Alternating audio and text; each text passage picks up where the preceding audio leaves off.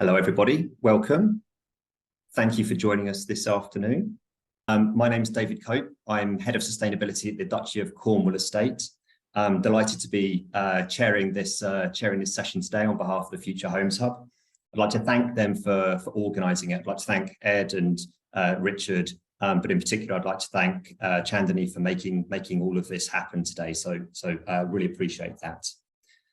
Joined today with a panel of people from a wide variety of backgrounds and expertise and companies. So I'll just quickly run through who the panel are today.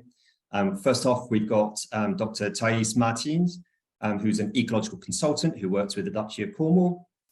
We have Josie Cadwallader-Hughes, who's the Sustainability Director of Thakeham. We have Darren Goodland, who's the Senior Technical Coordinator at Morridge Homes. Caroline Hill, Sales and Marketing Director for CG Fry & Son. And finally, we've got Peter James, who's the Project Manager for the Duchy's Nansleton development down in Cornwall. So welcome, everybody. Looking forward to what you've got to say on the subject of bird bricks today. The point of today's conversation is to be able to share experience and knowledge of the utilisation of bird bricks in developments, to hopefully convince you that it's a great thing to do, but also to help you to be able to implement that in a way that brings joy, both to your teams as home builders, but also to residents. So it becomes a joy as opposed to a burden. Several developers represented today on today's call, but also other developers such as Barratt's and Miller Homes have been using bird bricks in their developments for some time. And whilst as I say, I think it's a really great thing to be doing, it doesn't come without its learning points. So today is the objective of today is to help you all to learn from the mistakes that others have made along the way. My final thank you is from the Duchy of Cornwall to thank the RSPB for being our partners in this work for many years, in particular down in the southwest to Stephen Pitt, who's been a great advisor to the Duchy on how to best deploy bird bricks across our developments. We're going to discuss 4 topics. Those 4 topics are, first off, we're going to have a case study from the Duchy of Cornwall. We can have second topic is looking at the practical challenges of implementation.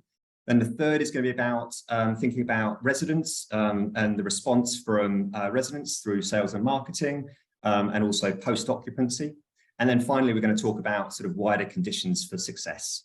There's going to be plenty of opportunity for you to interact with this topic. I can see somebody has already found the Q&A button. Really encourage you as we go through today's session to use that Q&A button. I'll try and make sure that at least a good proportion of your questions are answered by the panel. And if panelists see a question that you want to answer, do feel free to type away as well.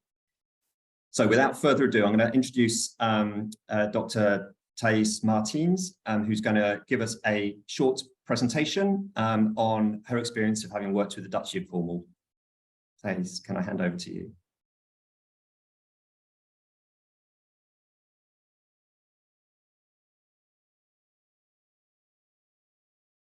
Good afternoon, everybody. Can everybody hear me? Yeah, good. So thanks to Future Homes for organizing this and for inviting me to talk about my experience and the project that is so close to my heart. So I will be telling you about the Big Duchy Bird Box Survey and how it has kind of progressed over the last 5 years. So a little bit of background, David has already mentioned Stephen Pitt. Stephen Pitt is the RSPB's Swift champion, and he's been working since 2005, literally identifying projects or developments that he could kind of approach, as he calls it, and kind of try to convince people to fit these bird bricks as a form of ecological mitigation. And he calls it case work, and he has worked mainly in the southwest, and Stephen has been responsible for literally installing thousands of boxes. And Since 2014, he's been working with the Duchy of Cornwall, and here it was less of a case of twisting arms behind the back because there was a shared vision. And this shared vision was the fact that Prince Charles was really interested in enhancing natural capital for stronger communities. And this follows on with Prince William being very interested in health and mental well-being. So the Duchy is going to be responsible for about 8,000 boxes being fitted in their sites. So from this synergy between the Duchy and Stephen, this project started, and I called it the Big Duchy Bird Box Survey. And basically it has two goals. And the first one is to set up a code of practice for brick nest box installation with regards to box type, aspect, and distribution. And the second goal is very important, is to connect the residents with nature through the Duchy Natural Capital Project. So it's a citizen science project.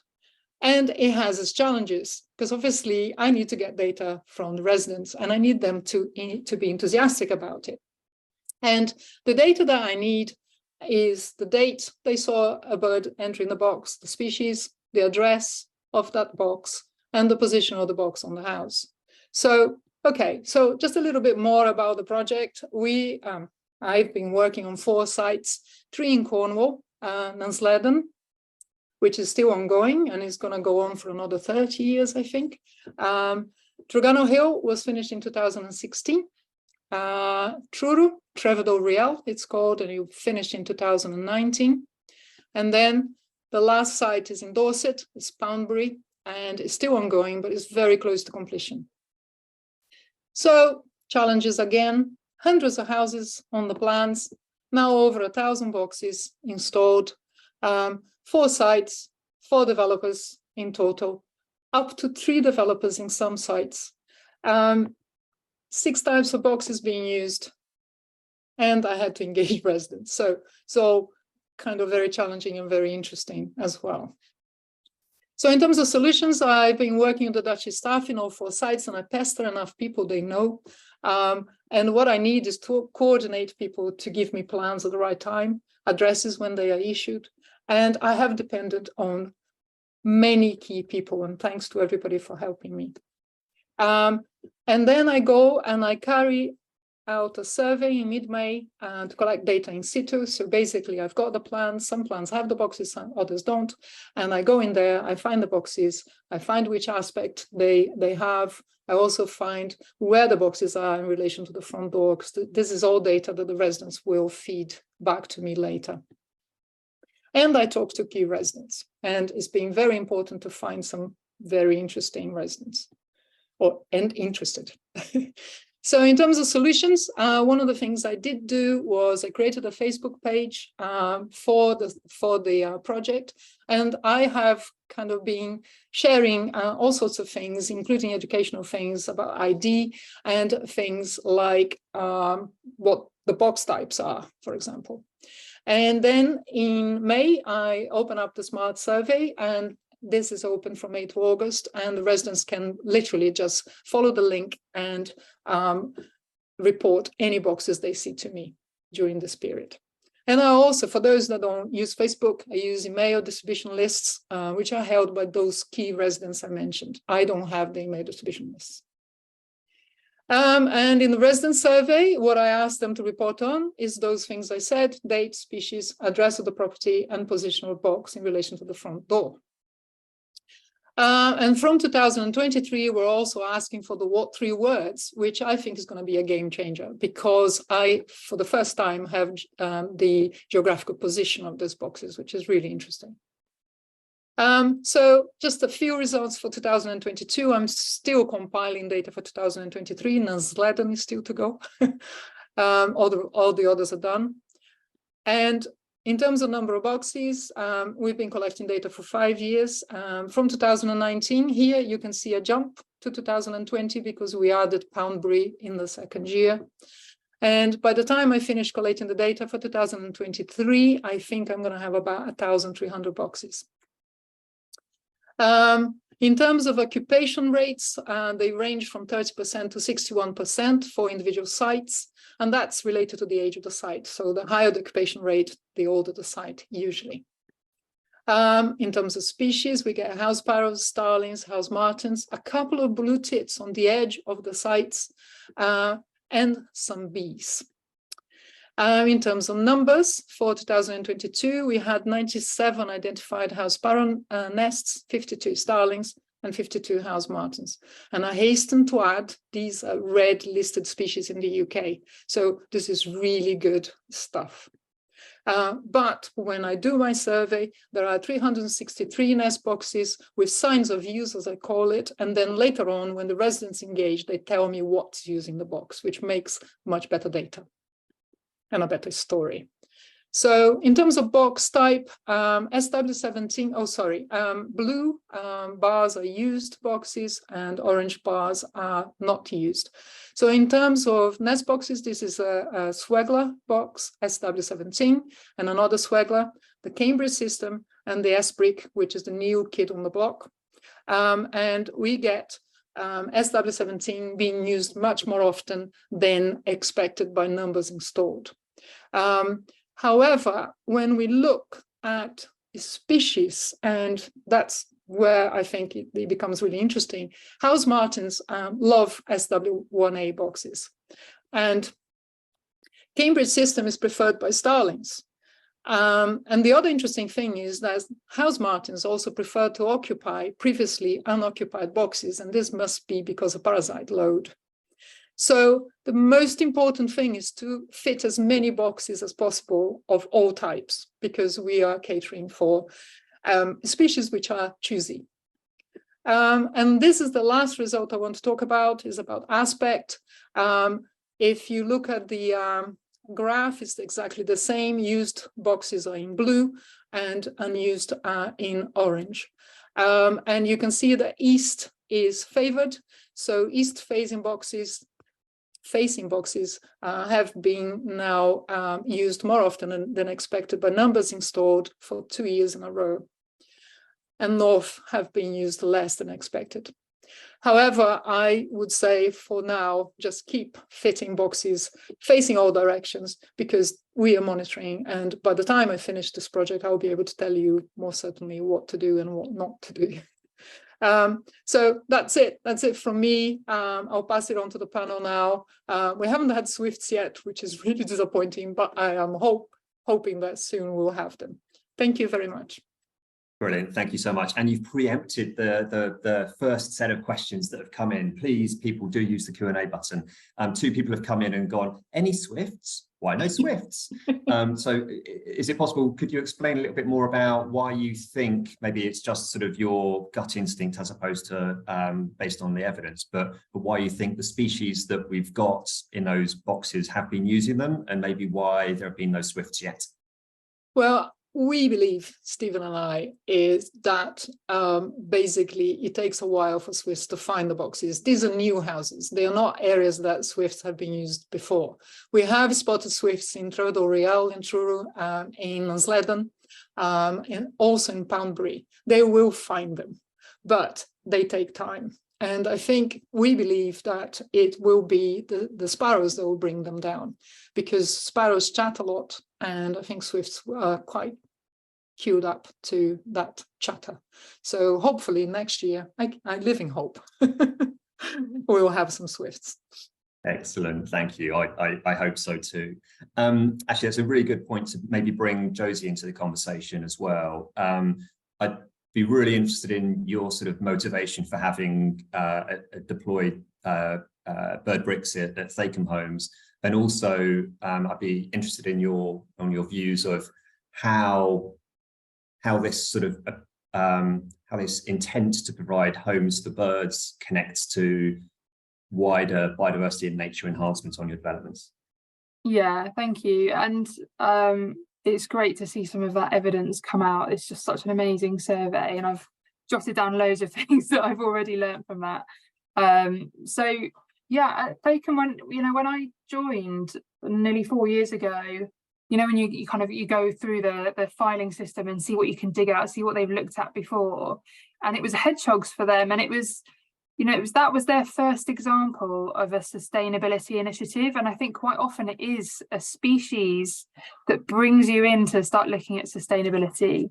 So, and so when it came to swifts, it was Hannah Bourne-Taylor, who is the champion of the feather speech campaign that got over 100,000 signatures and has been debated in the House of Commons and the House of Lords. That it was just by chance that someone introduced me to Hannah, and we've had her doing in Lunch and Learns, and we've got a programme of work going ahead with her to figure out what are the different touch points for a developer in terms of where we can make a difference, who can help us, and how we can make sure it's consistent. Because when I looked through what we had done as a developer, it was, to be honest, by luck that we'd installed a load.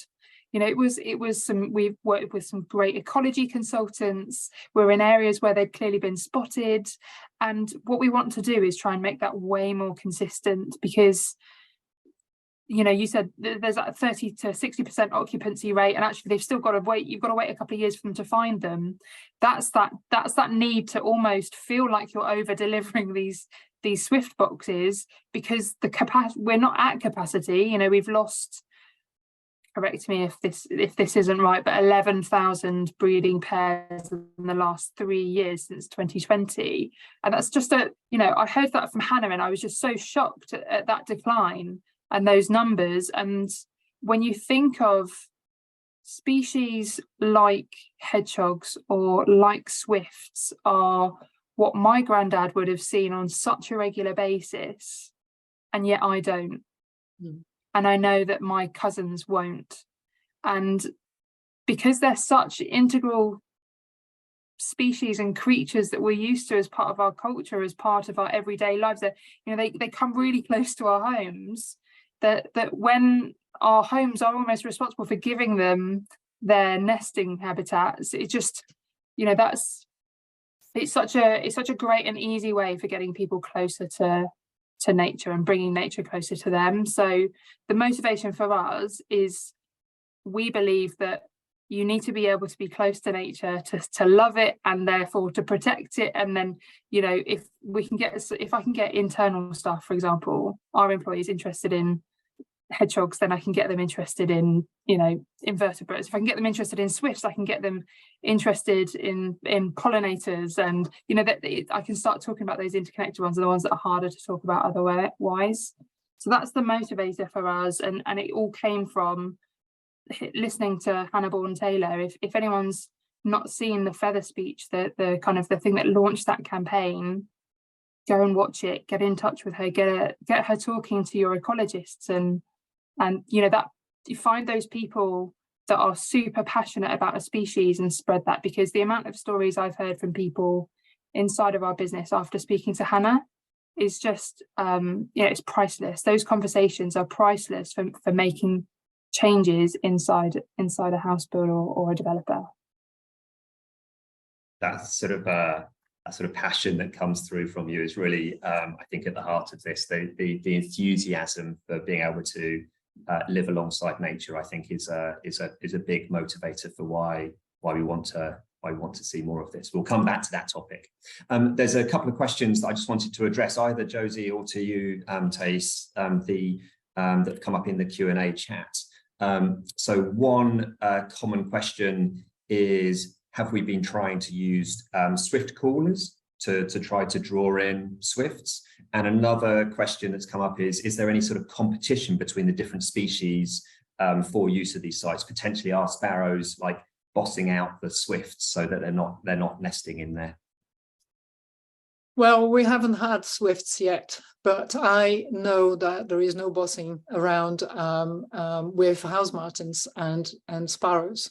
Basically, at the moment, we've got enough boxes for everybody. And I think that is the answer to this process. The more boxes we have, the more species we're going to get. And at the moment, there is no competition. As I said, house martins can choose what box they're going to use next year, because there are boxes available to be used.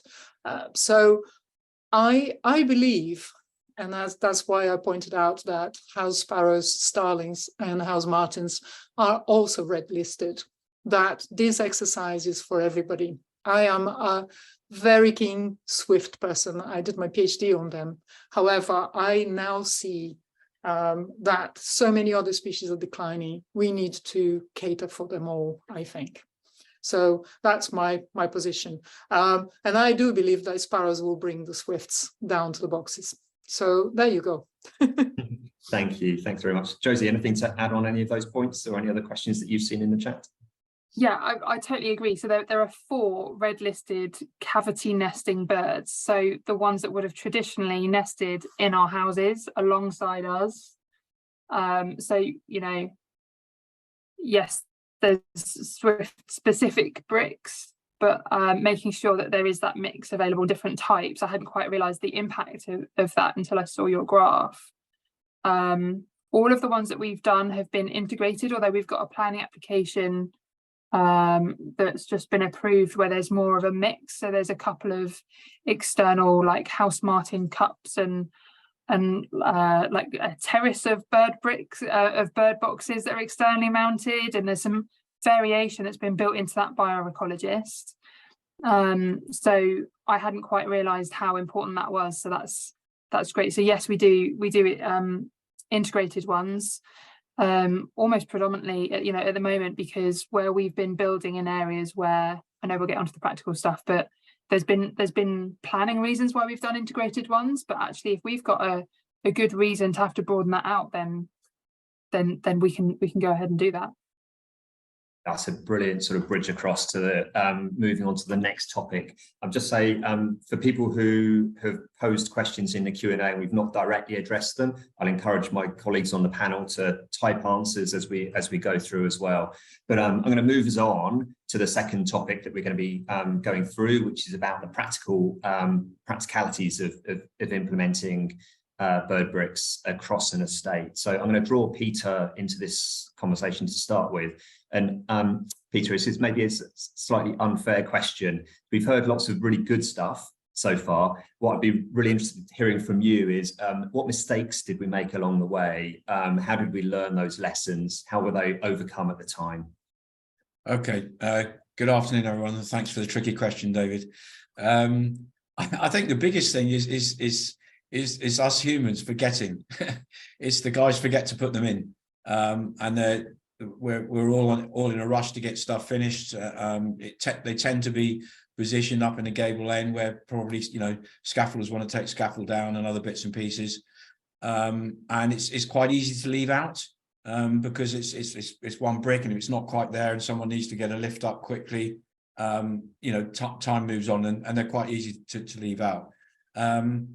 We've learned actually how important it is, and it's great to see Darren on this call, and also I've seen Kevin and a few others from CG Fry and some guys, Peter from Wayne Home. So I think as a team, it's taken a bit of a time, but we've all learned that, and I think we understand a little bit more.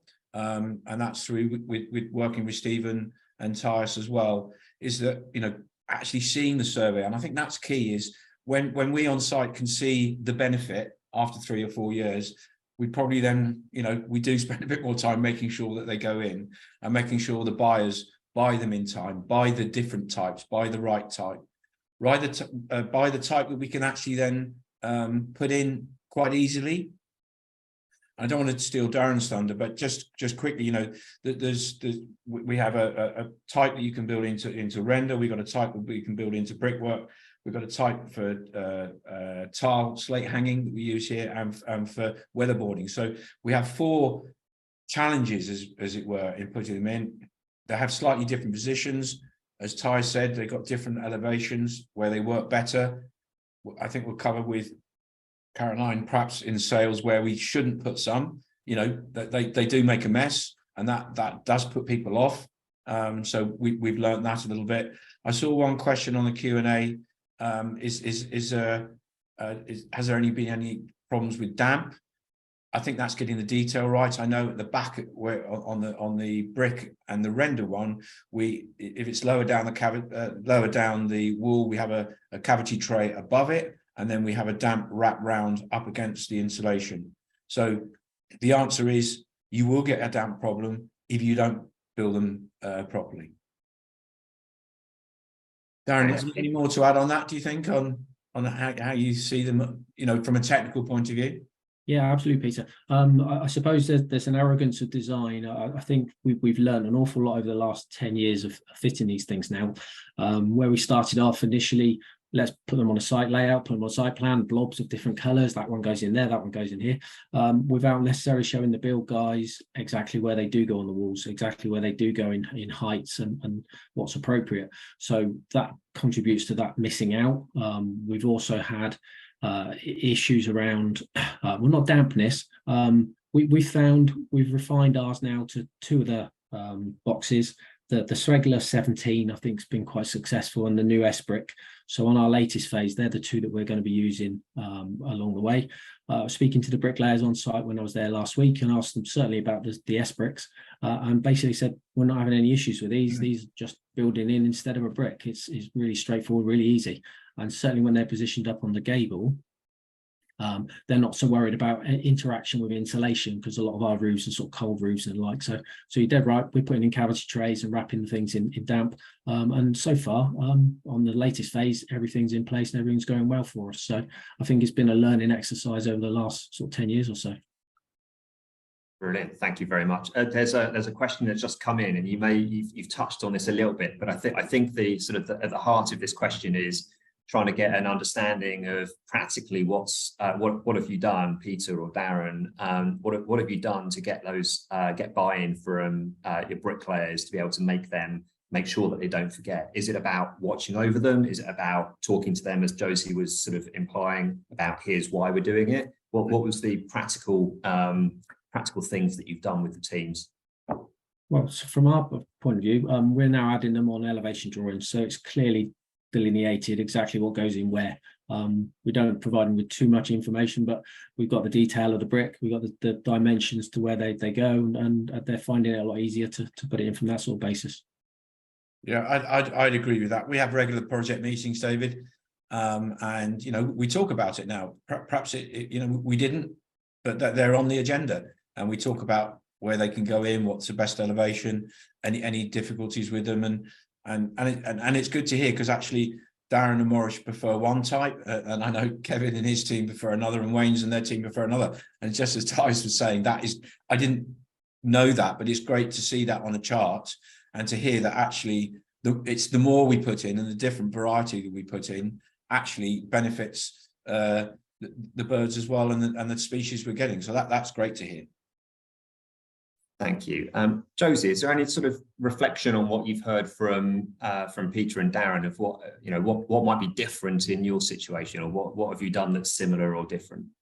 Yeah, so one of the decisions that got made with one of our sites is that we wanted to retain exactly the same brick front.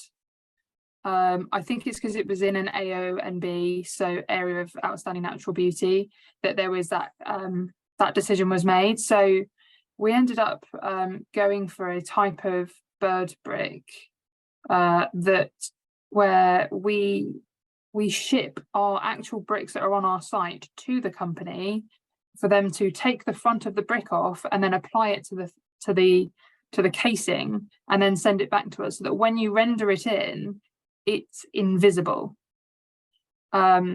And we're starting to change our mind on that. One, because it's extraordinarily expensive compared to something like an S-brick. There's a big cost difference. Two, because of the carbon emissions it just seems a bit mad to me to send the bricks off, unless there's a specific planning reason. You know, if you're working within strict constraints with a local planning authority, then absolutely fine, it's the right thing to do. But three is that it didn't give us that product variation. And actually, you know, I don't think it is. I think public perception has changed on things like this, that we don't need to make it invisible. Actually having it really visible, like we have done so we're also a builder on behalf of local authorities or registered providers of housing associations, and that's enabled us to do a far broader mix of different products, and they wanted it to be front and centre. And the feedback that we got from that was so positive that we started to change our approach in the products that we're specifying. It's making sure that we have a more broad range of products, is reducing the amount of carbon emissions from the materials that we're specifying, and hopefully we'll have a better impact for bird populations on our new developments. Thank you. There's something that you mentioned, and then somebody put a comment in the Q&A. But Josie, this is either for you or Peter or Darren.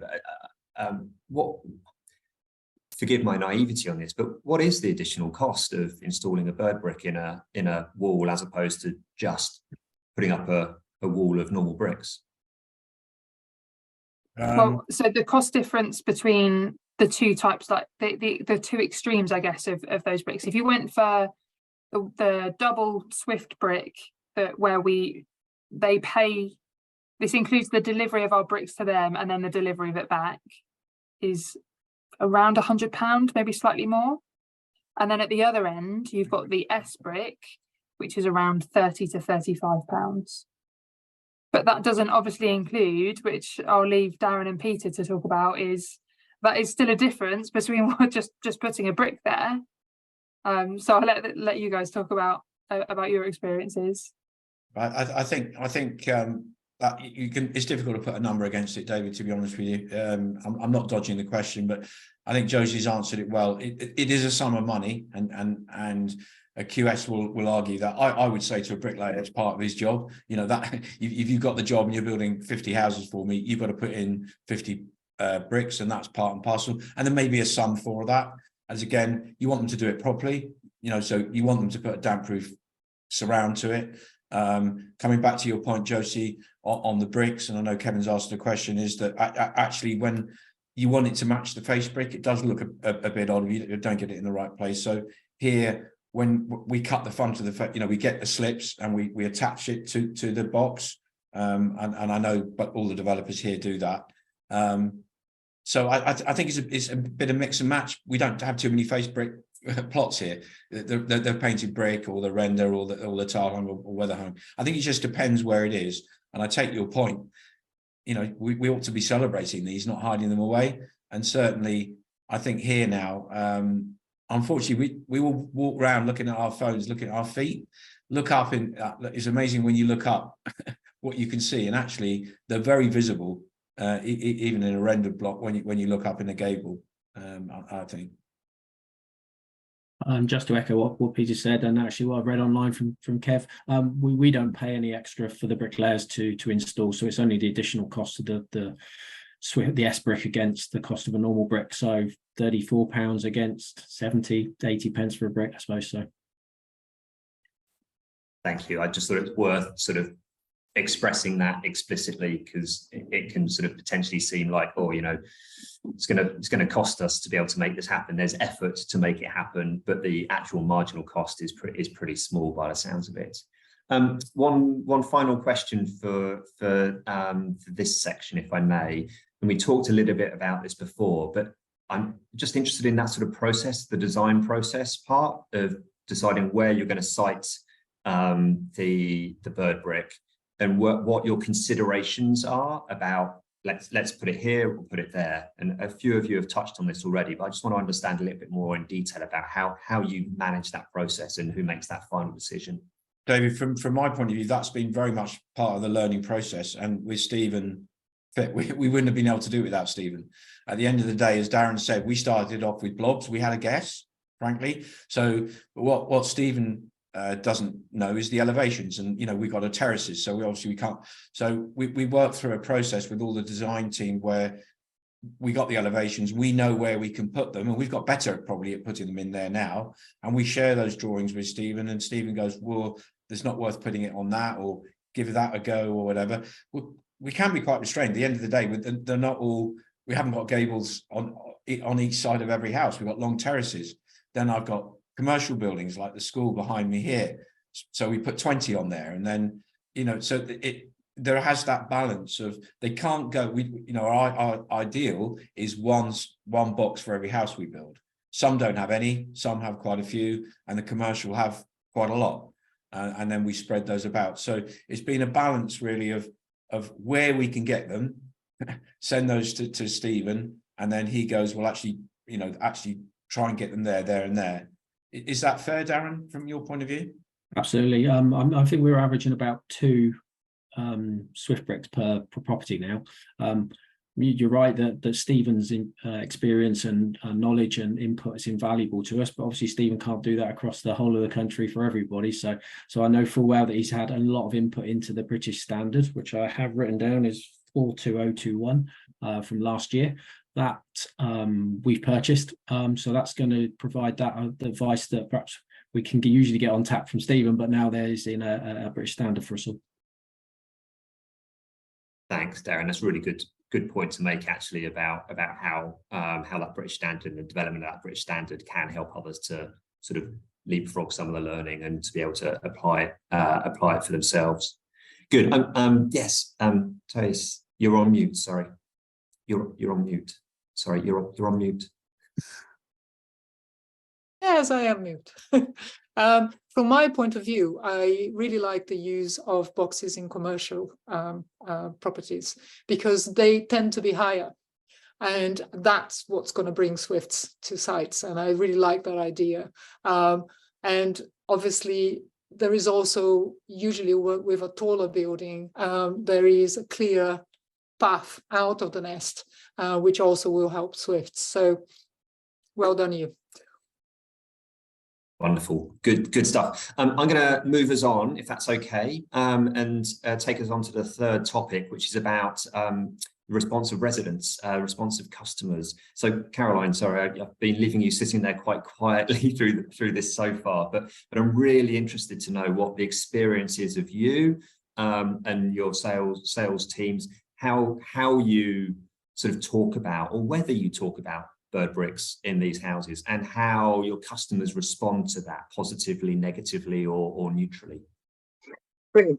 So I think one of the things from Nans Ledden is that obviously it's been something we've been lucky enough to work with it right from the very beginning. So I would say the experience we're seeing now, rather than the experience that we saw at the beginning, we've obviously learned a lot, and we've obviously seen quite a lot of change.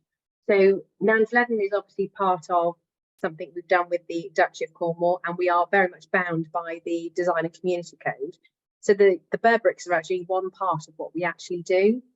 So there's been an awful lot of work done with the edible streets. There's been a lot of work done with putting things like the sound together and making sure that that's been put in early enough.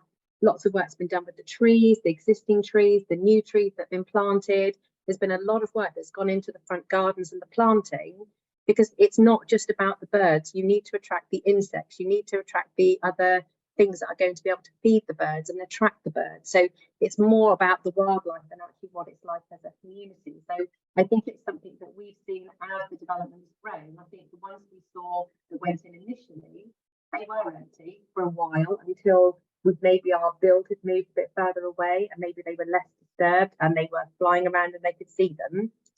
But I think as we've sort of moved on, and as the development there's been lots of attention to detail with things like the Cornish hedges and the walls. And I know, Peter, when every time we go and have a good walk round, you sort of see how much work has gone into putting the effort into those, because that helps to bring the whole thing alive. It's not just about the one thing and the one part. So what do we do with our customers? It's something that the Design and Community Code we tend to talk about. It's a positive, it's a really lovely thing to read and be part of.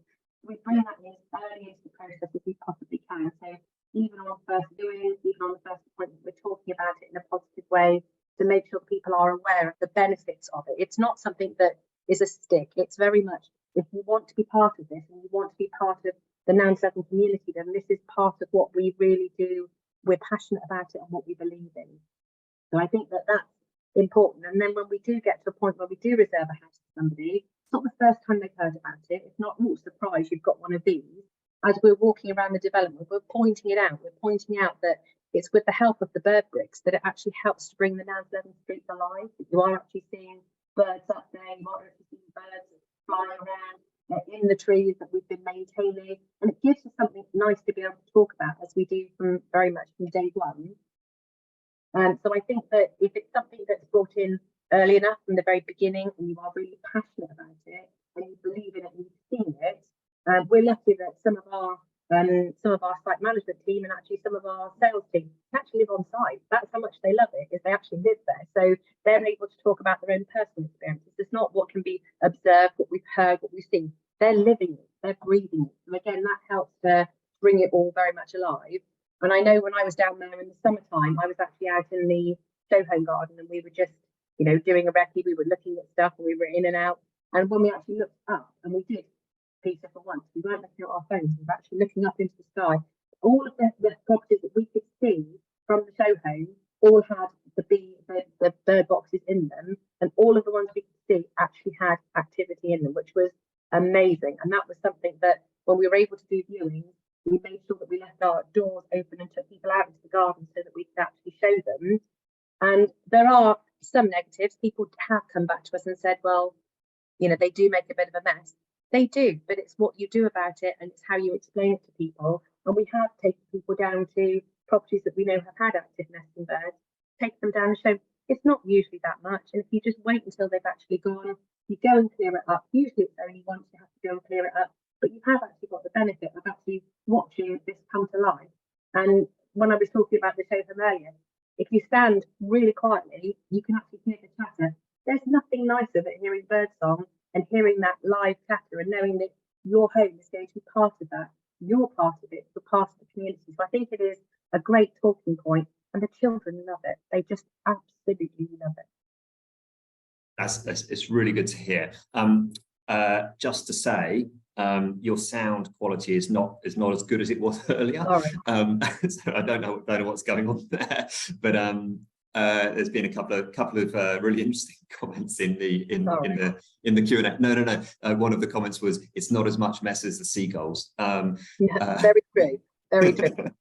I just wonder, that type of feedback that you get from customers, how much are you able then to be able to pass that back to your to the colleagues at CG Fries who are actually in charge of the construction, or back to Peter or others about the siting, the decisions about where to place the bird bricks? Is there much of that feedback? Are you able to do that? There is, as long as it's fed back to us. You know, if it's fed back to us, we'll feed it back on. But I think that it's one thing that once people move in, they do tend to be part of their own community. They don't tend to be much part of the sales community anymore, because once we've handed the homes over, although we are involved with them, of course we are always involved, we're not their main point of contact. And it isn't something that we probably ask as often as we could or should. And I think because the guys, you know, some of our guys do actually live there, it's more of a conversation piece rather than a poll or an official survey. It's more, it's just part of natural life. It's become part of their everyday life. And maybe it isn't made to be quite as special as it could be, because it's part of what goes on at Namsledden, and we've all got not used to it, but it's part of it. So it's integrated itself into their normal life. Therefore, it's not seen as being abnormal or strange. It's very much encouraged and very much just part of their everyday things and what they normally do. Right. Some of my colleagues will hate me for saying this, but there is an element of messiness is good from a nature point of view, and sort of our obsession, humanity's obsession with tidiness is part of the reason why we're in a situation that requires us to think about putting more nature back into our lives. Mm-hmm. So it's really good to hear that sort of generally positive message that you're able to talk about. Can I ask you, Tace, the resident engagement, that sort of citizen science element, how many people get involved with that? How much enthusiasm is there for that? Is it the same people who do it every year? It is the same people, and it's key people, and they are the ones that tend to engage the others. I get annually about 55 reports back, which is obviously not all the boxes that I find, but I have one particular site in Truro where people are so keen, they organize Prosecco evenings and they walk around kind of surveying the birds. And that is the idea, is to make into part of their lives. And this site, in fact, there was one house in which the guy managed to block 2 boxes with a mesh. I don't know how, because they are very, very high. And the residents got together and literally found a way to get the guy to unblock it, because he kept ignoring everybody. So they contacted the council, and because it was a condition of the planning, he had to remove the things. The minute he removed them, the boxes were used. And so that, just to give you an idea of how much the residents kind of love the idea that their site is special and different, and that they have all this bird activity around them. And I think, I mean, I've struggled with some sites, but in general, people are interested, and in general, they are positive. So that's it. Fantastic, thank you. And Josie, what's your experience at Thakeham Homes?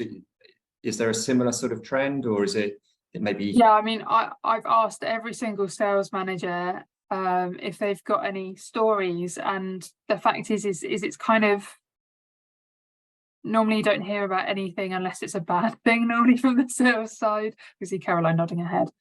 But you know, that's, so it's a sign of success that we haven't heard anything, that it's just part of the normal. You know, you're moving into a house, it's got a hedgehog highway, there are swift bricks around, there's, you know, all sorts of other features going on, and that's part of what you're investing in when you move into that community. So the only thing that I've had was an email got sent to me, and it was a resident of an existing resident of a community that we were building nearby on, that sent an email into Thakeham saying, you know, we've seen that you've supported the feather speech campaign. You're building near me.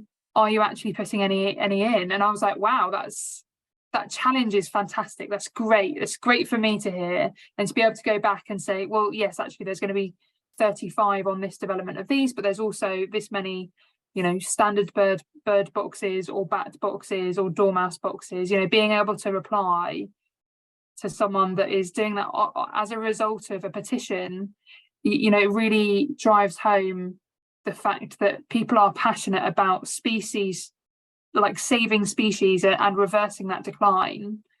And it just makes it all the more important. This is personal to people, and it's a really good thing to be able to support it. And it's just so easy to do for developers. Wonderful, thank you. I'm going to move us into the last little session, and actually we've touched on this already, but I'm sort of thinking about the bigger picture.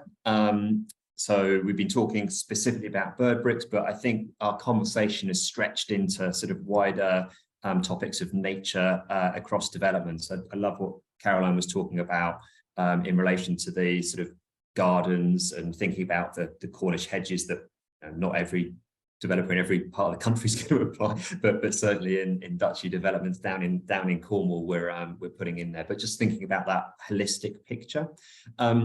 Josie, I'm going to come to you with maybe a slightly contentious question that's come up a couple of times in the chat so far about biodiversity net gain.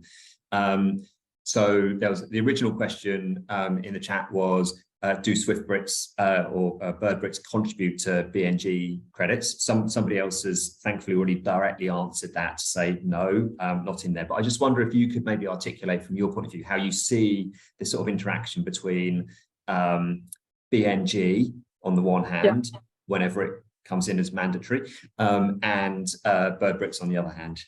Yeah, so an interesting day to answer that question, really. I mean, we've just heard in the news that there's been a delay to that legislation coming forward for BNG to be mandatory, although, you know, reflecting on it, funnily enough, we had a lunch and learn booked today for our planning team, some detail on the biodiversity net gain legislation, and we started out discussing it and just went, well, you know what, it doesn't really change anything for what we're doing or how we do it. And going back to, you know, if our outcome, we're not getting tunnel vision and just thinking about biodiversity net gain, just thinking about that 10%, we direct it towards the outcome, and the outcome is to bring people closer to nature. And actually, if you just think about, well, then what we do doesn't change anything, and biodiversity net gain is a fantastic tool for measuring habitat improvements, but it is one tool on the way to bringing people closer to nature. It is not the only one. So being able to work on a range of things, whether it's hedgehog highways, whether it's looking at connectivity, whether it's having an ecological education program. We have one called Eddie and Ellie that's for Key Stage 2 kids, and we go into a school that is near every single one of our construction sites and talk about ecology with a fully funded Thakeham teacher, or stuff like Swift bricks or any integrated nest brick, or wall mounted where we have to if we really don't have a choice, because I do think that integrated brick is better. From my perspective, it makes sure that we always put it in. It makes sure that there's a lot more durability there, but it's all part of a wider viewpoint to reach that outcome. Let's not get tunnel vision towards B&G, and although it's not mandatory yet, there are so many local planning authorities that have either a no net loss policy, or some of them have already got that 10% in draft, or there's already the wording in there about B&G. We still have to be focused on the habitats that we're delivering, but we're responsible for so much more than that.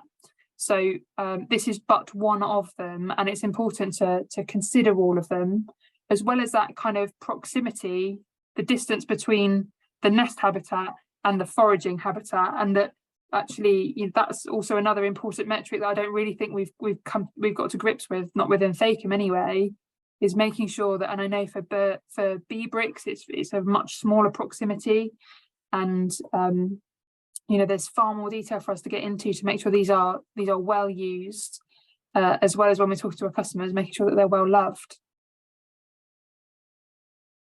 Wonderful, thank you. A question has just popped up in the Q&A of what is BNG? I'm from Germany, so apologies for using acronyms so much, but BNG stands for Biodiversity Net Gain, and the government in England has introduced this sort of concept of a requirement whereby all developers, or all developments, I should say, need to deliver an uplift on biodiversity within that site, or if not within that site, to be able to find an alternative site where you can basically offset and provide that uplift elsewhere.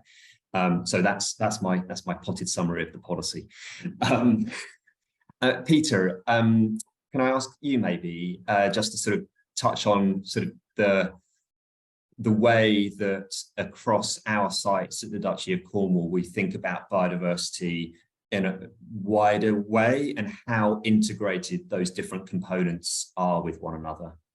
Yeah, sure, David. I think really what we start with is the bigger site master plan, and I think the change that I've learned over working with the Duchy is, as a builder, I always used to worry, how the building was, but actually what we build on the particular plot is not easy. It's challenging, but what you can't do is forget the green corridors and the existing green infrastructure to help with your biodiversity net gain. If you think of that too late, it becomes impossible to do, or very difficult.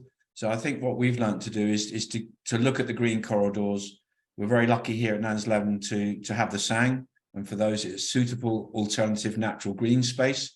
In Cornish, Pras Trewollic, it's here.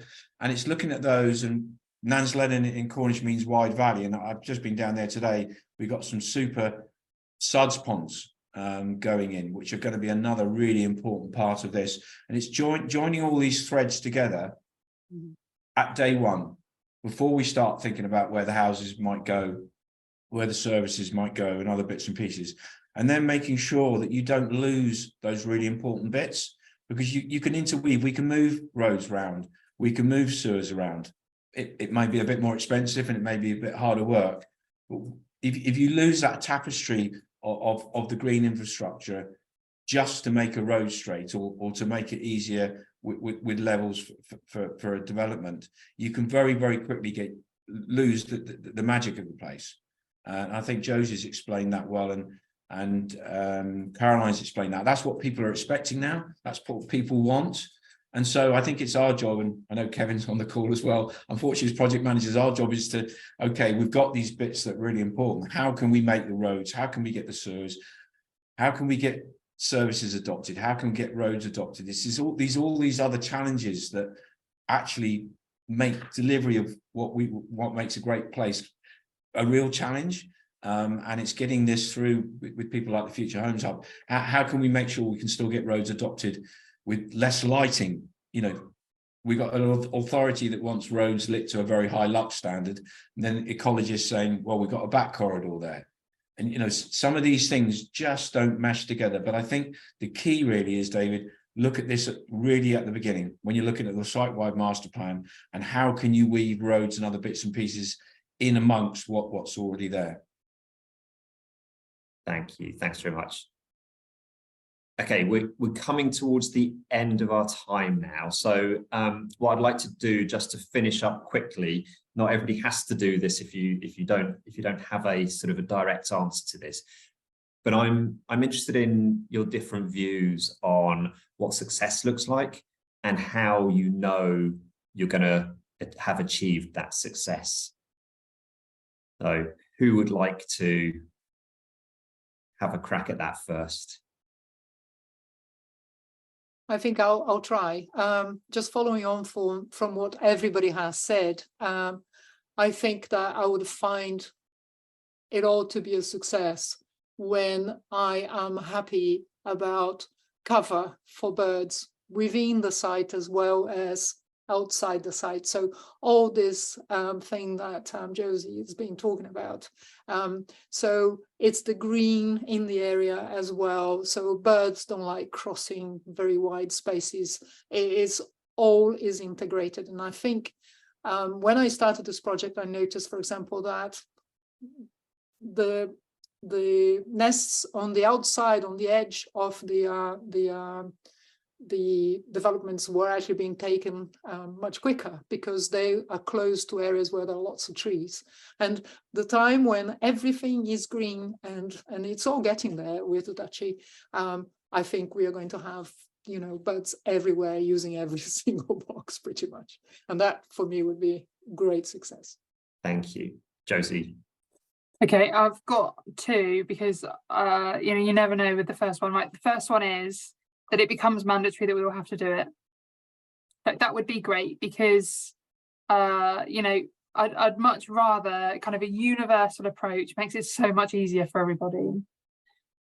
On a backup, just in case the government decides not to do that, just in case, my other option is success would be that, and it's the same with all the that it's so consistent and so part of what we do that I'm not constantly having to check up in the eaves of any brickwork to see if it's actually been put in. Or the same with the fencing contractor, making sure that the hedgehog holes don't lead into something that's a dead end or a brick wall, you know? Like the fact that it's so everyday that process is slick, right? That they just expect that they're going to have to do it and that they're ready for it and they know. Brilliant. Thank you. Anybody else want to have a final word on what success looks like? Caroline? Yeah, I think success, I think, for us would be that it just becomes part of the DNA of what we do. It's not, you know, when we get to a point where the customers come in and actually ask us where these things are and actually are engaged enough that they actually want to know before they actually consider the development. I think that's when I would measure that it has been a success, when people are coming in actually asking us where they are rather than us having to point them out. Fabulous. I'm gonna, sorry, Darren, sorry, Peter. The time has clicked on. I'm gonna call this to a close now. Another poll has just popped up on your screens. So based on everything that you've heard today, hopefully you're feeling amazingly enthusiastic and about the possibilities of being able to integrate bird bricks into developments. So this is primarily obviously aimed at the home builders on the call today.